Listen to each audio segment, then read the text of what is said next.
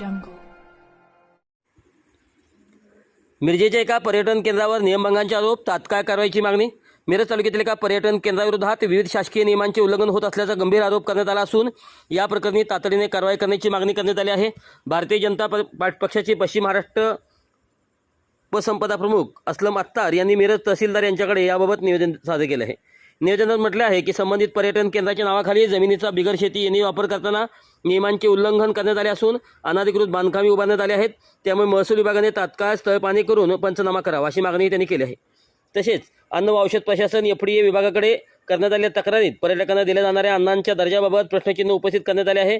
किचनमधील अस्वच्छता तसेच विनापरवाना खाद्यपदार्थांची विक्री होत असल्याचा आरोप करत संबंधित व्यवस्थापनावर कडक कारवाई करण्याची मागणी देखील करण्यात आली आहे. दरम्यान महाराष्ट्र प्रदूषण नियंत्रण मंडळाकडे MPCB केलेल्या तक्रारीत केंद्रातून बाहेर पडणाऱ्या सांडपाण्याची योग्य विल्हेवाट लावली जात नसल्याचे तसेच ध्वनी प्रदूषणाच्या नियमांचे उल्लंघन होत असल्याचे नमूद करण्यात आले आहे. या प्रकल्पामुळे परिसरातील पर्यावरणाला धोका निर्माण होत असल्याचा इशारा देत तात्काळ निर्बंध घालण्याची मागणी करण्यात आली आहे. या सर्व तक्रारीच्या पार्श्वभूमीवर संबंधित विभागांनी संयुक्तपणे तपासणी करून दोषीवर योग्य ती कारवाई करावी अशी मागणी स्थानिकांकडून होत आहे. बळीराजा ॲग्रो टुरिझम यांची आमच्याकडे गेल्या काही दिवसांपासून वारंवार तक्रारी येत आहेत. त्या तक्रारीच्या अनुषंगाने आम्ही मिरजचे तहसीलदार, मिरज ग्रामीणचे पोलीस निरीक्षक आणि अन्न औषधचे आयुक्त यांच्याकडे आम्ही बळीराजा ॲग्रो टुरिझमची रीतसर तक्रार दिलेली आहे.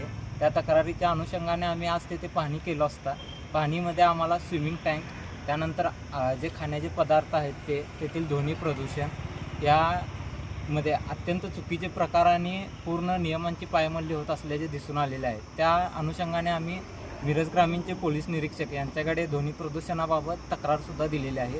राहिलेल्या ज्या परवानग्या आहेत त्याबाबतचे आम्ही निवेदन तहसीलदार मॅडम आणि अन्न औषधचे आयुक्त त्यांच्याकडे दिलेलं आहे.